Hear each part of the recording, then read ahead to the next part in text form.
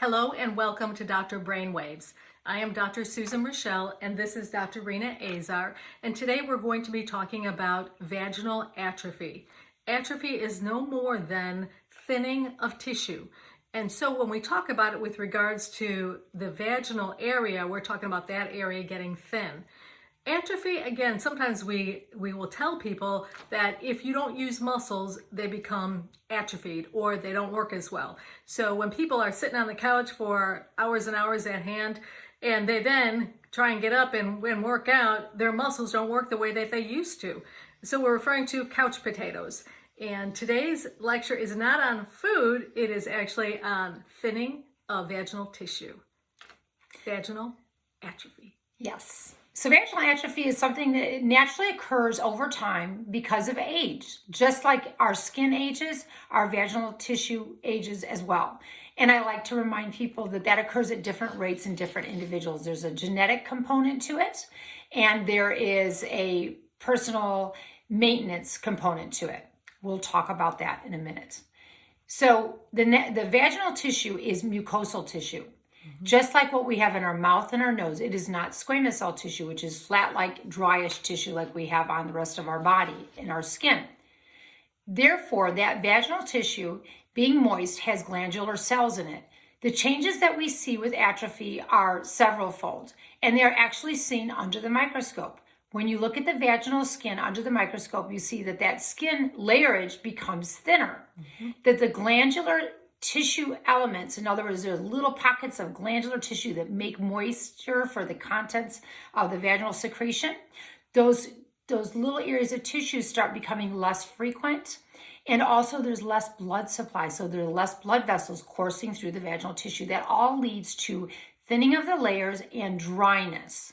That changes in turn the biome or the microbial environment, the bacterial environment that we all have in the vagina. You may want to see our video on biomes, which is a discussion about how we have different environments in our body that naturally have bacteria. Going back to the vaginal area, when that biome, the bacterial environment changes, people can have the symptom of recurrent vaginal infections or discharge that can be annoying. In addition, women will oftentimes feel that the vaginal area is dry. This can also include not just the vagina, but the vulva and the perianal area. In addition to dryness, we often experience also pain with intercourse. That pain can be felt as dryness, or it can just be felt as a vague discomfort during intercourse that results primarily from the stiffness that develops in the tissue as they lose their moisture. I often tell my patients, if you think about a piece of bacon, how it has little folds in it, and it's moist and it has stretchability and slickness to it, that's a healthy vaginal tissue type phenomenon. But if you've had vaginal atrophy, think about what beef jerky is like. You lose the blood supply, you lose the glandular elements that secrete moisture, and that tissue becomes progressively thinner and drier, and along with that comes stiffness, and that causes pain with intercourse. So that's when you need to go to your doctor. You need to go to your doctor to tell them, I'm having these symptoms, and what consideration can we be given to treating it. Treating it does not include just throwing in oil or over-the-counter lubricant.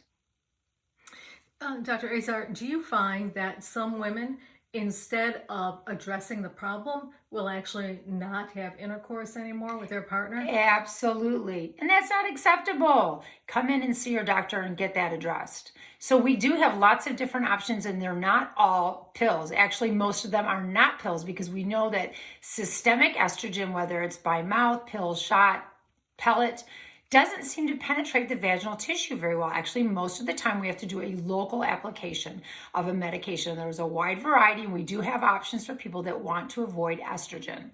There are creams, there's suppositories, capsules, tablets, and there is a pill by mouth that you can take. Some of these are expensive, but you may want to see our video on the pre-authorization process for medications, because these can oftentimes be pre-authorized and obtained for a very reasonable amount of money.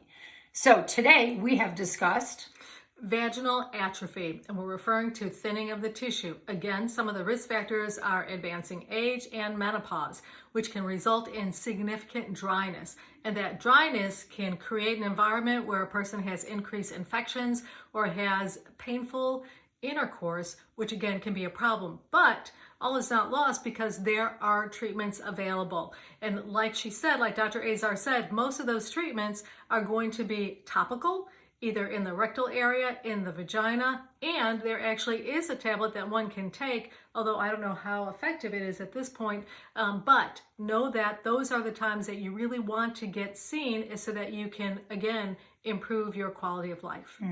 And just to know, there actually is a tablet. It is not estrogen, but it is made for vaginal dryness. You might want to see our video on specific treatments for vaginal atrophy.